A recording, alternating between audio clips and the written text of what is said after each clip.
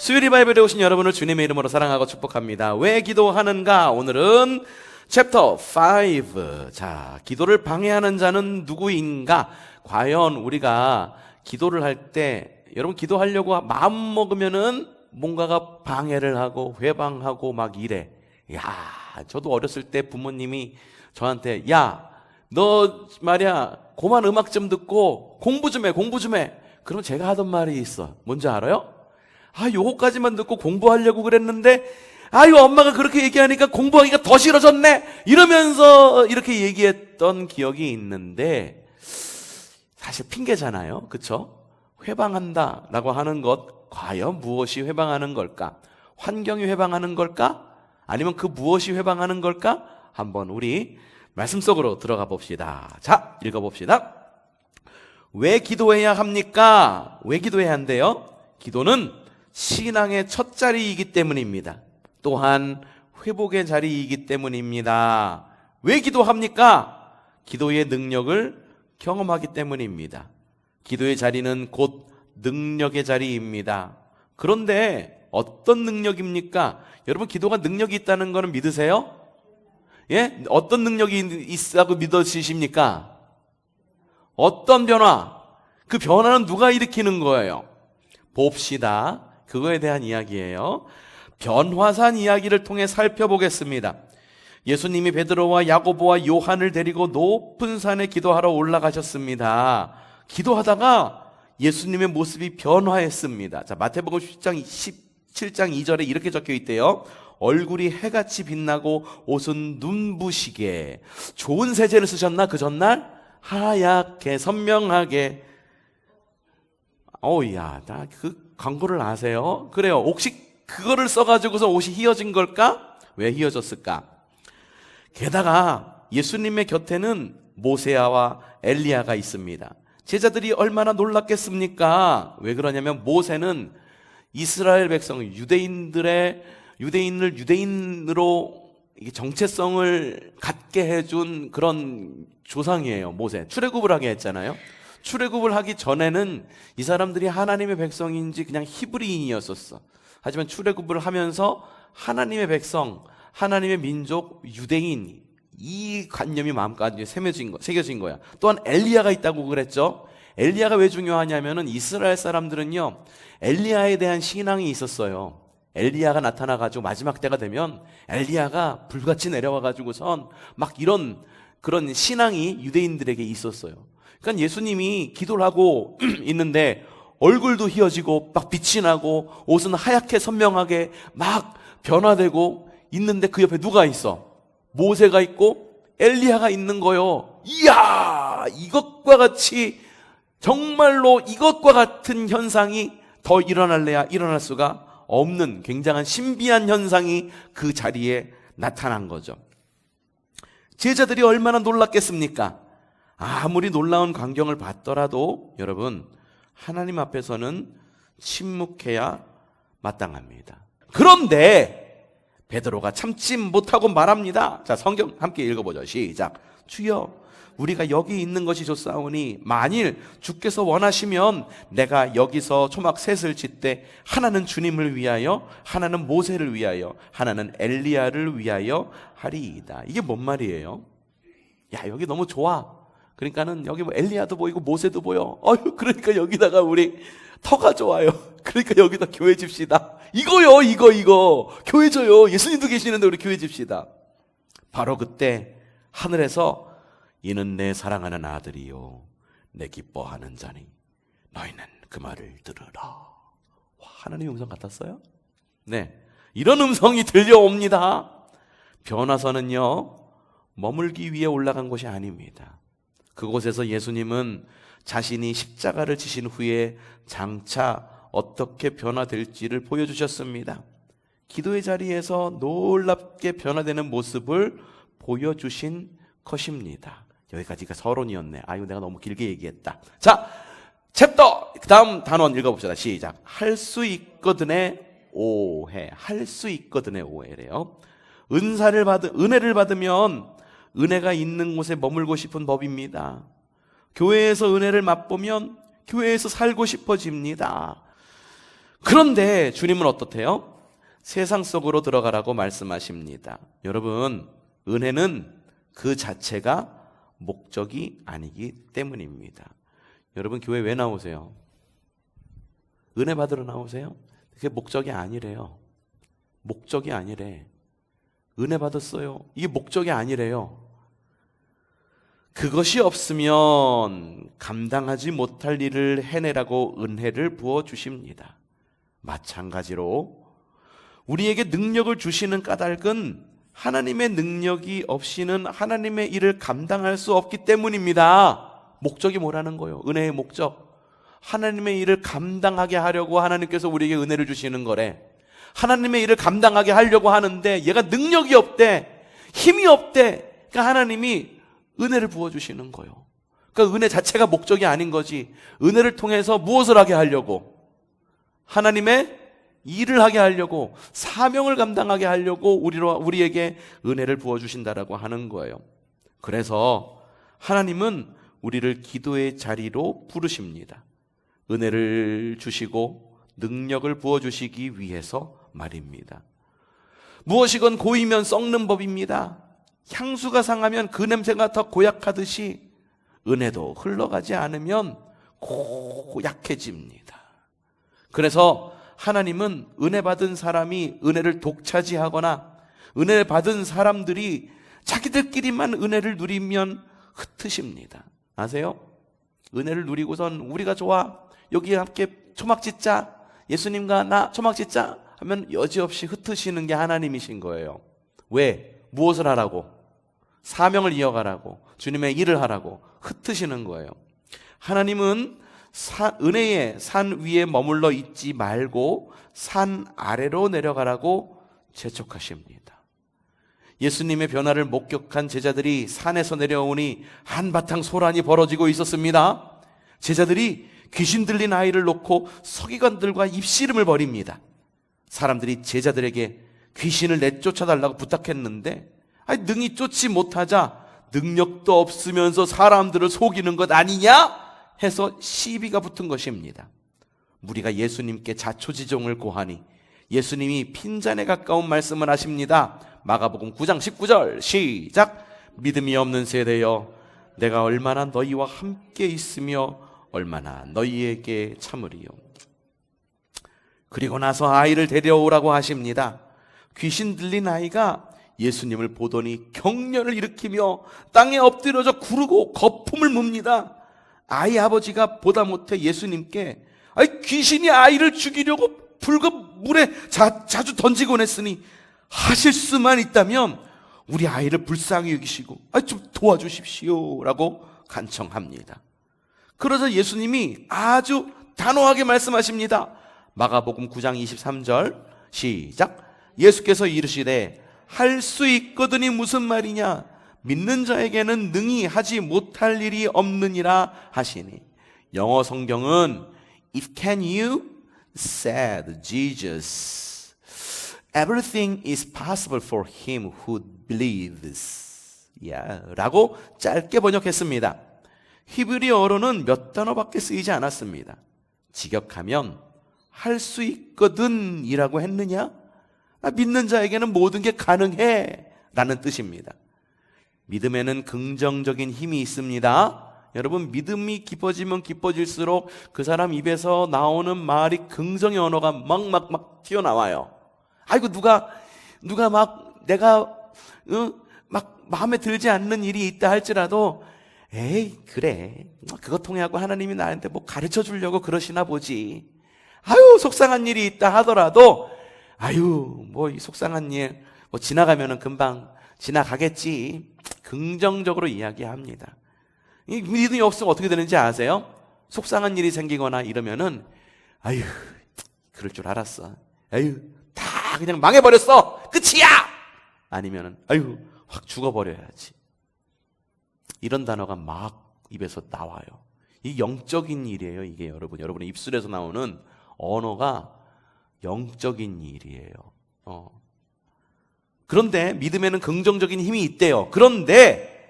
그러나 긍정의 힘이 믿음은 아니래요. 내가 긍정적으로 말한다고 그래서 믿음이 자라나는 거 아니야. 그걸 알아야 돼요. 믿음은 왜냐? 믿음은 믿는 대상에게서 비롯되기 때문입니다. 긍정의 힘은 스스로 낼 수 있지만 믿음은 하나님에게서만 날 수 있습니다. 그런데도 어떤 사람들은 나는 할 수 있다, 할 수 있다, 할 수 있다, 이거를 반복하면 정말로 할 수 있게 된다는 긍정의 힘을 신봉하기도 합니다. 한때 베스트셀러였던 론다 번의 The Secret이 그런 힘을 주장한 바 있습니다. 우주의 힘을 끌어다가 쓸 수 있다고 말입니다. 그렇죠? 내가 긍정적으로 말하면은 우주가 나를 도와줄 거야. 그 미신이에요, 여러분. 그런 말을 하면 잘못된 말이에요. 요가도 마찬가지 원리입니다. 누구나 신이 될 수 있다고 말합니다. 자기 안에 있는 자원뿐 아니라 온 우주의 힘을 끌어다 쓰라고 말합니다. 긍정의 힘이라는 신화는 모든 이단 종교에서 나오는 연원이 매우 깊은 오래된 이야기입니다. 왜 귀신 들린 아이의 아버지가 하실 수 있거든 이라고 말했겠습니까? 왜냐하면 예수님을 사람으로만 봤기 때문입니다. 사람에게는 할 수 있는 일과 할 수 없는 일이 있습니다. 그러나 하나님께는 능치 못함이 없습니다. 우리에게 믿음이 있으면 모든 일에 대해 긍정적일 수 있습니다. 그렇죠?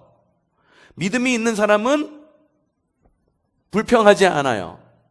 믿음이 있는 사람은 하나님을 위한 것이 아니라면 딱히 분노한 일도 없습니다. 여러분, 하나님을 일을 위한 것이 아니라면 굳이 분노하지 마십시오. 환경의 변화, 오늘 또 여러분들 투표하고 오셨는데 투표 결과 이런 거에 분노하거나 이런 거에 저기 하지 말라는 거예요. 우리가 이루어가야 할 나라가 무엇이고 우리가 믿는 분이 누구인지를 먼저 알고 거기서부터 출발해야 되는 거예요. 자신에게 비롯된 믿음이 아니라 누가? 하나님이 주신 믿음이기 때문입니다. 하나님을 긍정하고 주시는 믿음을 받아들여야 비로소 믿음의 사건이 일어납니다. 전지전능하신 하나님이 내 안에 들어와 친히 일하게 해드리는 것이 믿음의 본질 아닙니까? 그 일은 어디서만? 기도의 자리에서만 일어날 수 있습니다. 기도를 통해서만 그런 믿음의 자리를 이룰 수 있기 때문입니다. 그런 점에서 기도란 무엇입니까? 기도는 자기 부정의 시간입니다. 자기를 추구하는 시간이 아니라는 것입니다. 값없이 나를 받아주신 하나님께 감격한 나머지 내 전부를 내어드리는 시간입니다. 믿는 자에게는 능히 하지 못할 일이 없느니라 라고 하신 말씀의 의미를 바르게 이해해야 합니다. 믿으면 다 된다는데 얼마나 좋습니까? 그러나 정말 그렇습니까? 아무 믿음이나 상관 없습니까? 아닙니다. 하나님을 믿는 믿음이어야 무슨 일이든지 해낼 수 있다는 뜻입니다. 진정한 믿음이란 하나님께 자신을 온전히 내어 맡겨드리는 것입니다. 그럴 때 하나님이 우리를 통해 일하기 시작하십니다. 어떻게 하나님의 독생자이신 예수님께 할 수 있거든 하시고 할 수 없거든 그만두시라고 말할 수 있습니까? 예수님이 어떤 분이신지 모르고 하는 소리입니다. 우리도 기도할 때 하나님이 못하실 것 같은 일은 아예 알지도 않지 않습니까? 내 생각에 이건 주님이라도 도저히 하실 수 없을 거야 하며 자기 수준의 기도를 드립니다. 그러나 어느 날 문득 모든 것을 내려놓고 선교사로 떠나는 사람들이 있습니다. 그들이 준비되어서 갑니까? 무슨 대단한 능력이 있어서 갑니까? 아닙니다. 오직 주님 한 분만 믿고 갑니다. 주님에게는 능치 못할 일이 없으심을 알기에 가는 것입니다. 아브라함이 왜 믿음의 조상이 되었습니까? 자기 고향과 친척과 아버지의 집을 모두 뒤로 하고 주님만을 의지하여 떠났기 때문입니다. 전능하신 주님을 의지하면 우리도 열방을 구할 수 있습니다. 이처럼 기도란 전적으로 하나님이 주인이심을 선언하는 행위입니다. 그러니 기도한다고 하면서 점점 더 강팍해지고 점점 더 고집스러워지고 점점 더 교만해진다면 기도가 잘못돼도 한참 잘못됐다는 증거입니다. 그런 기도는 하면 할수록 유익이 아니라 해가 될 뿐입니다. 자, 그 다음 단락 제목 뭡니까? 믿긴 믿지만 믿지 않는 믿음. 야, 이게 뭘까? 내가 웃는 게 아니야. 막 이런 건가? 그런 건가? 모든 종교는 기도와 수행을 통해 영력, 즉 내공을 기르라고 가르칩니다. 그들에게 기도는 나의 자아를 극대화하는 훈련입니다. 그래서 체력도 필요하다고 말합니다. 목사들 사이에 우스갯소리가 하나 있습니다. 지력, 체력, 영력 이 세 가지는 항상 있을 것인데 그 중에 제일은 체력이라. 물론 농담일 뿐 진리는 아닙니다. 영적인 일을 위해서 필요한 것은 하나님이지 체력이 아닙니다. 하나님은 체력이 없어도 그의 연약함을 들어 사용하십니다. 하나님은 손발이 없어도 그의 불구를 들어 사용하십니다. 나는 목회하면서 힘들 때마다 소천하신 하용조 목사님을 자주 생각합니다. 하용조 목사님 어느 교회 목사님이신지 아시죠? 저기 서울에 온누리교회 목사님이 하용조 목사님이셨어요. 돌아가셨어요. 왜 돌아가셨는지 뒤에 나와요. 소천하신 하용조 목사님을 자주 생각합니다. 생전에 건강한 모습을 본 적이 없습니다. 간암 수술을 몇 번? 8번 받고 일주일에 몇 번씩 무엇을? 신장투석을 하면서도 할 일을 다 한 정도가 아니라 넘치도록 했습니다. 젊어서 결핵을 앓은 이후로 평생 종합병원이라는 별명을 달고 살았지만 병에 짓눌린 모습을 보인 적이 없습니다. 그에게 무슨 체력이 있었겠습니까? 그런데도 단에 올라가면 성한 사람보다 더 힘있게 말씀을 전했습니다. 그는 자기 힘으로 단에 올라가지 않았습니다. 어떻게? 주님께 의지했을 뿐입니다. 늘 체력은 바닥이었지만 하나님을 의지하는 믿음은 한순간도 변한 적이 없습니다. 온 성도가 하 목사님의 치유를 위해 한 마음으로 기도했대요. 온 성도가 한 마음으로 기도하면 하나님이 응답하셔야겠지. 어떻게? 하 목사님 건강하게 해주고 은퇴하실 때까지 건강하게 목회하시도록 길을 이어주는 것, 그게 하나님의 응답이라고 생각하잖아요. 그리고 온 성도가 그렇게 기도했잖아요. 온 성도가 하 목사님의 치유를 위해 한 마음으로 기도했지만 하나님은 그 기도를 들어주시지 않았습니다. 정작 목사님은 설교 시간에 내게 병은 정말로 은혜입니다 라고 고백했습니다. 그러고는 하나님이 나를 건강하게 해주셨더라면 아마 엄청 까불었을 겁니다 라고 말씀하셨대요. 설교에서 까불다 라는 표현을 들으니 놀랐습니다. 충격적이기까지 했습니다. 그는 병으로 육신이 약해졌으나 그로써 겸손을 배웠고 병을 통해서 하나님이 일하시는 것을 봤다고 간증했습니다. 물론 기도해서 병이 나은 사람의 간증도 많습니다. 가난했다가 큰 돈을 벌었다는 간증도 있습니다. 하지만 그런 간증을 듣고 세상에 안 되는 일이 없구나 하고 생각하지는 마십시오. 혹시 성경이 말하지 않는 일이라면 기도해서 이루어졌더라도 그것은 잘된 일이 아닙니다. 오히려 잘못된 일일 수 있음을 알게 됩니다. 하나님은 자녀에게 유익한 것만 주시는 분입니다. 하나님께 세상적인 것을 달라고 무작정 떼쓰지 마십시오. 자녀가 해달라는 대로 다 해주는 바람에 자녀를 버려놓는 부모를 보지 못했습니까? 아이가 고집 피우는 대로 다 들어주는 것이 아이를 망치는 지름길이라는 것을 모릅니까? 어떤 아버지는 다 큰아들이 술집에서 맞았다고 사람을 데려가서 보복했다고 합니다. 귀신 들린 아이의 아버지가 예수님의 말씀대로 말씀에 바로 대답합니다. 뭐라고? 마가복음 9장 24절 시작! 곧 그 아이의 아버지가 소리질러 이르되, 예, 아버지가 어떻게 했대요? 아버지가 곧 그의 아이의 아버지가 어떻게? 그럼 그 소리를 지르도록 읽으셔야지. 자, 소리 질러 읽어봅시다. 내가 믿나이다. 나의 믿음 없는 것을 도와주소서. 이거요, 이거. 예수님 앞에 가고 내가 믿는디 믿음 없는 것을 도와줘요. 이게 아니라고. 처절한 거. 성경이 이렇게 살아있어야 돼. 자, 얼마나 정직합니까? 그가 소리 지릅니다. 믿습니다. 나의 믿음 없음을 도와주십시오. 정직하지 않으면 어떻게 말하겠습니까? 믿지요. 잘 믿습니다. 믿으니까 찾아주지 않았습니까? 믿으니까 애를 데리고 여기까지 오지 않았습니까? 구구절절 변명했을 것입니다. 그의 말을 직역하면 이겁니다. 믿습니다. 불신을 도와주십시오.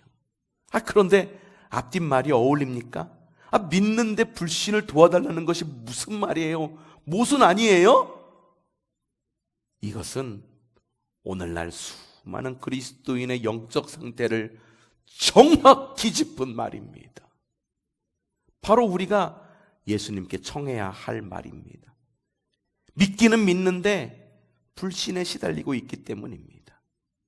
기도해 놓고 여전히 의심이 가시지 않습니다.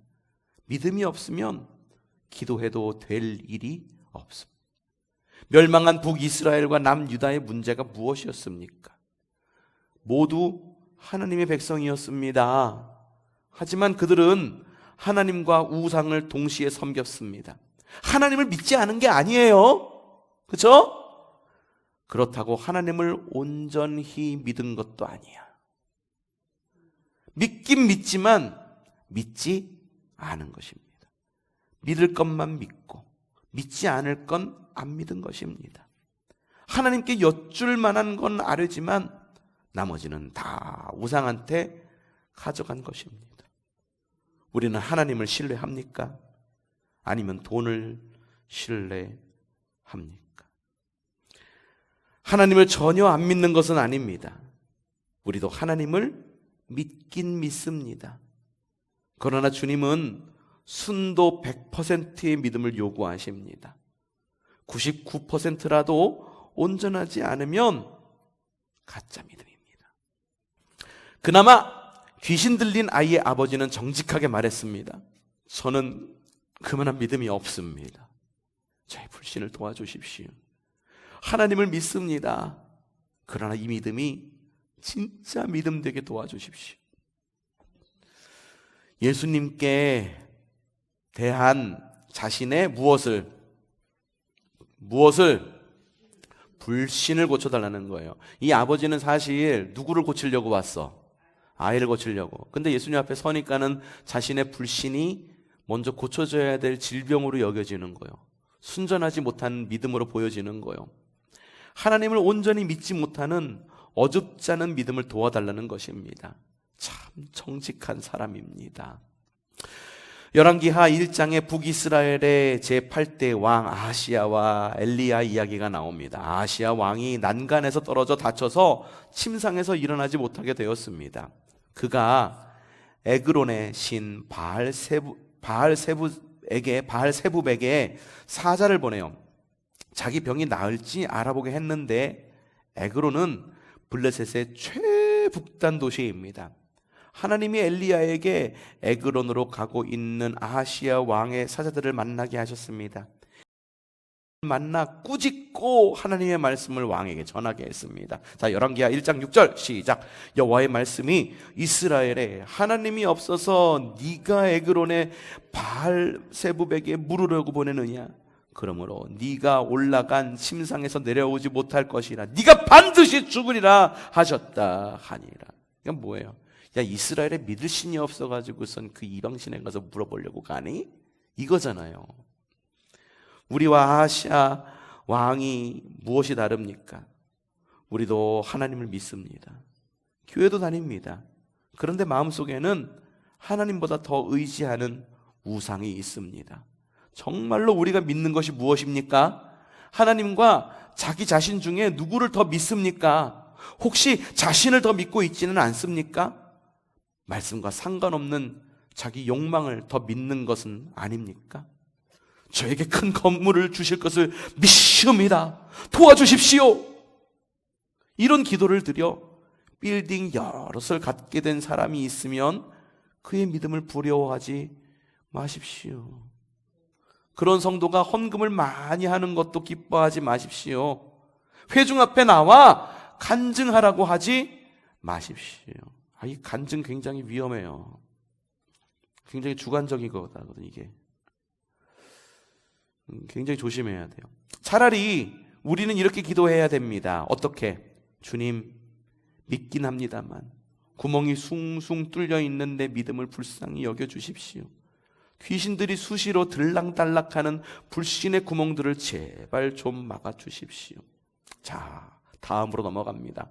시작. 예수님이 귀신을 대하시는 법. 사탄은 우리가 바른 믿음으로 기도하는 것을 제일 싫어합니다. 우리가 어떻게 기도하는 것? 바른 믿음으로 기도하는 것. 우리가 그냥 기도할 때는 기도하라고 놔둬요. 근데 우리가 정말 하나님의 뜻에 살기로 작정하고 그리고 바른 믿음으로 기도하는 거 싫어해. 그때 방해하는 거예요. 예수님 이름으로 기도하는 것을 제일 무서워합니다. 그래서 속삭입니다. 뭐라고? 일이나 열심히 해. 성경 읽지 말고 일만 해. 기도하지 말고 사역만 해. 여러분, 이거 굉장히 중요해요, 여러분. 왜냐면은 교회에서 사역만 열심히 하는 거는요 위험해요. 굉장히 위험해. 사탄이 속삭이는 거예요. 일이나 열심히 해. 성경 읽지 말고 일만 해. 기도하지 말고 사역만 해. 사탄의 무리에게는 말씀을 붙들고 드리는 기도가 가장 뜨거운 불입니다. 뭔 말이요? 말씀 붙들고 기도할 때 사탄들은 뜨거 이러면서 가만히 있지 못한다는 거예요. 성도들이 한 마음으로 기도하는 교회에는 사탄이 발을 붙이지 못합니다. 한 길로 왔다 7길로 도망갑니다. 하지만 말씀 없이 기도 없이 일만 하는 교회는 사탄의 밥이 됩니다. 이단 무리의 밥이 되고 맙니다.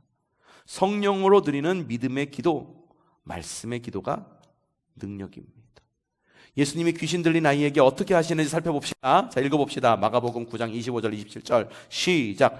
예수께서 무리가 달려와 모이는 것을 보시고 그 더러운 귀신을 꾸짖어 이르시되 말 못하고 못 듣는 귀신아, 내가 네게 명하노니 그 아이에게서 다시 나오고 다시 들어가지 말라 하심에 귀신이 소리 지르며 아이로 심히 경련을 일으키게 하고 나가니 그 아이가 죽은 것 같이 되어서 많은 사람이 말하기를 어떻게?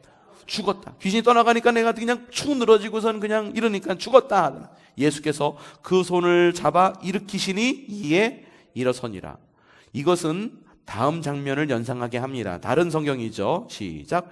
이때로부터 예수 그리스도께서 자기가 예루살렘에 올라가 장로들과 대제사장들과 서기관들에게 많은 고난을 받고 죽임을 당하고 제3일에 살아나야 할 것을 제자들에게 비로소 나타내시니 베드로가 예수를 붙들고 항변하여 이르되 주여 그리 마옵소서 이 일이 결코 죽게 미치지 아니하리이다.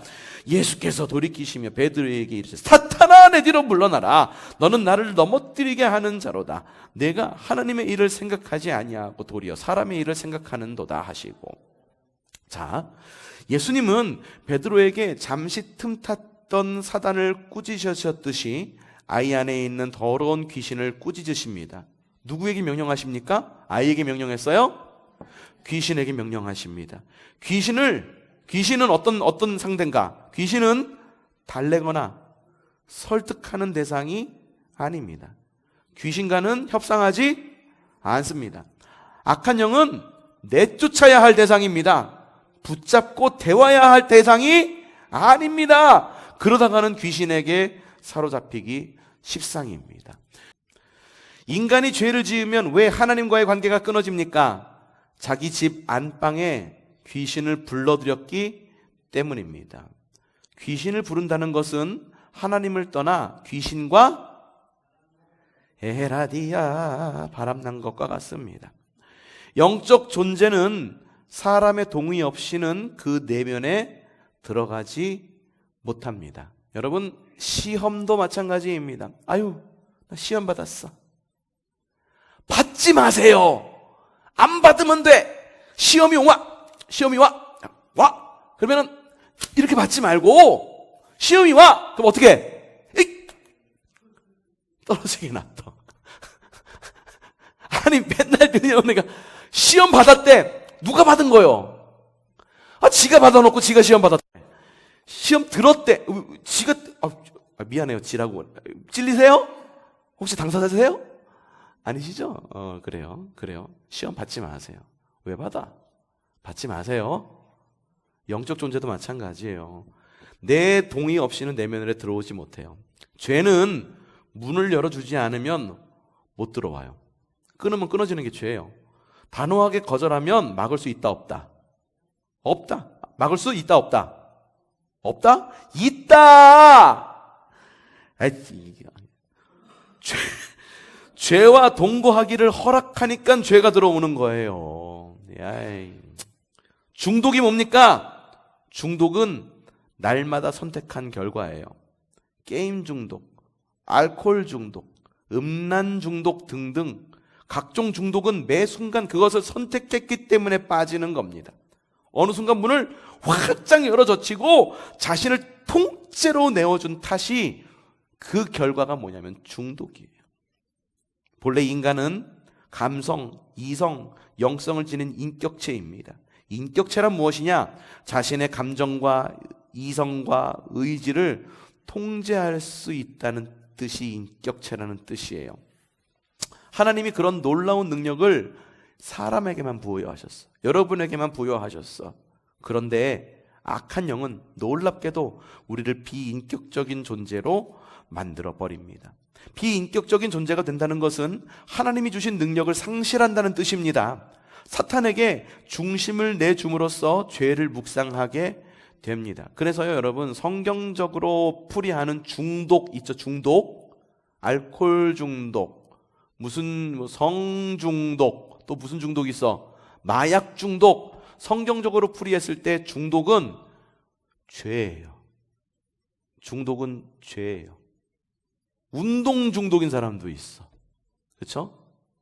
쇼핑 중독인 사람도 있어. 그게 죄라니까요. 성경적으로 풀이하면. 기독교적 관점에서 죄예요. 사람들이 서로 죽이고 빼앗고 속이고 거짓말하고 강압적으로 대하는 것은 그 안에 악한 영이 있다는 사인이 아니고 무엇이겠습니까? 왜 입을 열었다 하면 거짓말만 합니까? 두렵기 때문입니다. 두렵게 하는 영이 그 안에 있기 때문입니다. 왜 날마다 음란물을 보지 않으면 몸살이 납니까? 그 안에 음란의 영이 있기 때문입니다. 왜 걸핏하면 짜증을 부리고 화를 냅니까? 그 안에 분노케 하는 영이 들어왔기 때문입니다. 영이 깨어있지 않으면 악한 영에 사로잡히고 맙니다. 사탄은 특히 청소년들을 노리고 접근합니다. 그들에게 분노를 일으키고 파괴를 부추깁니다. 음악으로 그들의 영혼을 사로잡습니다. 음란으로 이끕니다. 아직 인격이 미성숙하기 때문입니다. 사탄은 끝없이 두려움을 주고 죽음의 열매를 맺게 합니다. 그러나 하나님께 자신을 내어드리면 그분이 원하는 대로 일하시지 않겠습니까? 성령이 사탄이 더럽힌 모든 능력을 정화하십니다. 끝없이 평안을 주시며 생명의 열매를 맺게 하십니다. 출애굽한 이스라엘 백성에게 하나님이 광야에서 무엇을 주셨습니까? 십계명을 주셨습니다. 그리고 그들을 하나님의 백성으로 인치셨습니다. 하나님 백성이 될 자격이 무엇입니까? 무엇이래요? 십계명을 지키는 것입니다. 왜 계명을 지키게 하십니까? 하나님을 위해서 지키게 하십니까? 아니에요. 우리를 위해서입니다. 교통법규를 지키는 이유가 과연 벌금 고지서 때문입니까? 자신의 안전 때문입니까? 하나님은 십계명을 주어 하나님의 백성으로서의 정체성을 가르치셨습니다. 계명을 지키지 않는 것은 귀신을 부르는 것과도 같습니다. 살인하고 간음하고 도적질하고 거짓말하고 탐욕을 부릴 때마다 귀신을 불러들이는 것입니다. 한번 불러들이면 갈수록 심해지는 귀신들을 어떻게 상대하시겠습니까?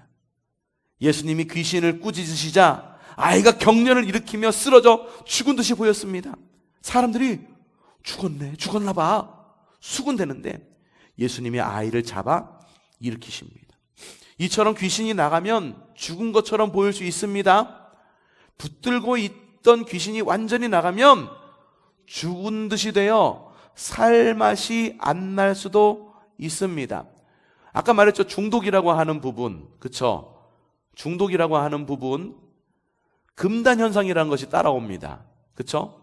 재미가 없어. 자꾸만 그래서 뭔가를 자꾸 먹던가 뭔가를 딴 거에 자꾸 에너지를 쏟으려고 그래.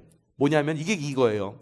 죽은 듯이 되어 살 맛이 안 날 수도 있습니다. 그때 뒤에 말이 중요해. 누가? 주님이 다시 일으켜 주십니다. 곧 내가 죽어야만 주님이 다시 일으켜 주십니다. 죽지 않으니 문제입니다. 자, 마가복음 9장 28절부터 29절 시작. 제자들이 조용히 묻자오되 우리는 어찌하여 능히 그 귀신을 쫓아내지 못하였나이까? 이르시되 기도 외에 다른 것으로는 이런 종류가 나갈 수 없느니라 하시니라. 서기관에게 창피를 당한 제자들이 기가 죽어서 예수님께 묻습니다. 예수님, 왜 우리는 안 돼요?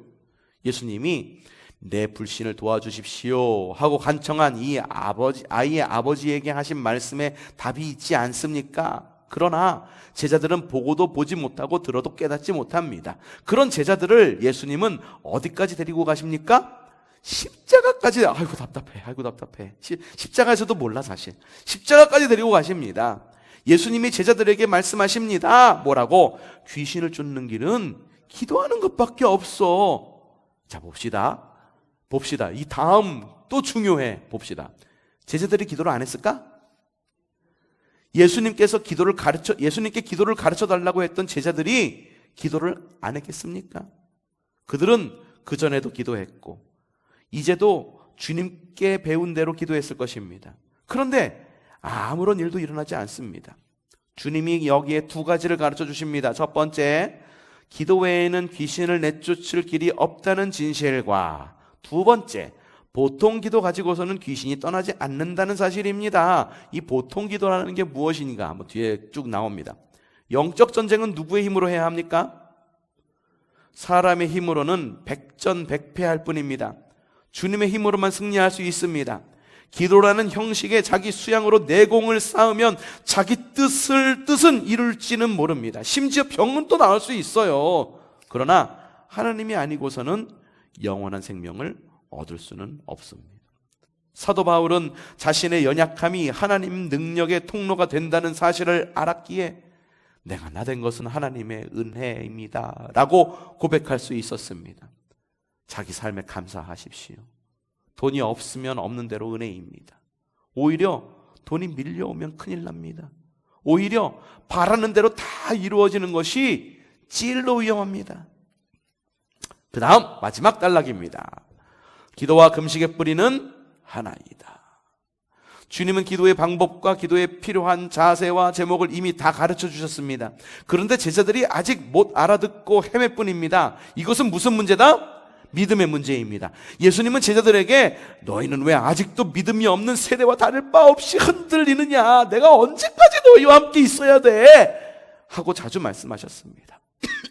그들의 믿음이 약함을 아시고 십자가를 지기 전날 밤에도 제자들의 믿음을 위해 기도하셨습니다. 마가복음 9장과 같은 내용이 마태복음 17장에도 있습니다. 여기서 중요한 단서 하나를 발견합니다. 자, 읽어봅시다.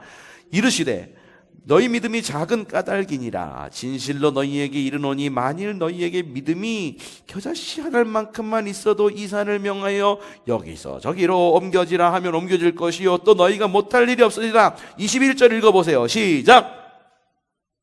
21절 없음이라고 괄호 안에 쓰여져 있지요. 21절은 내용 없음으로 표기되어 있지만 난 왜 주 보면 여러분들이 가지고 있는 성경에도 있는지 모르겠어요. 뭐 니은, 기역 아니면은 뭐 이렇게 되어 있는 부분, 주석이라고 써 있는 부분 성경 찾아보시면 그런 부분이 있어요. 거기 보면은 난 왜 주에 기도와 금식이 아니면 이런 유가 나가지 아니하느니라 라고 쓰여 있습니다. 금식하며 하는 기도에 강력한 능력이 있다는 것입니다. 금식한다는 것은 어떤 의미예요? 육신의 생명을 버릴 각오가 되어 있다는 뜻 아닙니까? 예수님은 40일 금식으로 공생애를 시작하셨습니다. 사탄이 내가 만일 하나님의 아들이거든 명하여 이 돌들로 떡덩이가 되게 하라 라고 공격했지만 예수님이 무엇라고 대답하셨습니까? 마태복음 4장 4절에서 시작. 사람이 떡으로만 살 것이 아니요 하나님의 입에서 나오는 모든 말씀으로 살 것이니라. 떡으로만 살지 않고 하나님의 말씀으로 사는 존재가 바로 하나님 백성의 정체성입니다. 하나님 백성의 정체성, 무엇으로 사는 사람이 하나님 나라의 백성이라고? 하나님의 말씀으로 사는 것이 하나님 나라의 백성이래요. 나는 이 시대가 금식의 능력을 잃어버린 것에 안타까움을 느낍니다. 기도와 금식의 뿌리는 하나입니다. 기도는 내가 부정이 되는 자리래요. 기도는 누가 부정이 되는 자리? 내가 부정되는 자리. 내가 부정된다. 나를 부인하는 자리예요. 나를 부인하는 거. 하나님, 난 아무것도 아니에요. 하나님밖에 없어요. 하나님 뜻대로 사용되기 원합니다. 내 뜻대로 마시고 온전히 주님의 뜻대로 하십시오. 주님이 하셨던 기도. 그렇죠? 그리고 금식은 무엇이 부정되는 자리? 내 생명이 부정되는 자리입니다. 음식을 끊고 살 수 없잖아. 그렇죠? 금식은 나의 주인은 내가 아니라 하나님이심을 선언하는 행위입니다.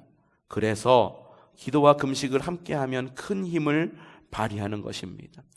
근데 모든 종교가 이 능력을 활용하고 있어요. 금식 기도 기독교에만 있는 걸까? 아니에요. 다른 종교에도 있어요. 곡기를 끊고 기도해요.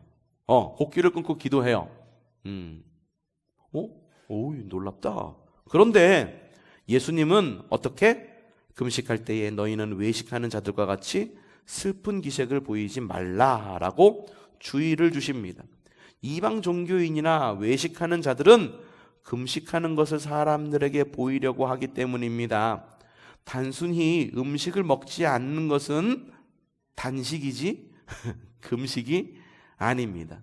단식은 육신의 건강을 위한 것이지만 금식은 무엇을? 영적 유익을 위해서입니다. 그러니 여러분 금식 기도하실 때 그냥 밥만 굶는 것이 금식하는 게 아니에요. 영적 유익을 위한 무엇인가를 해야 되는 거예요. 그래서 지난번에 우리 고난 주간에 금식하면서 반드시 무엇을 읽으라고 그랬어요? 읽으셨어요? 잘하셨어요. 그리고 그 가치를 내가 스스로 정해보라고 그래서 헌금으로 한번 만들어 보라고 그랬잖아요.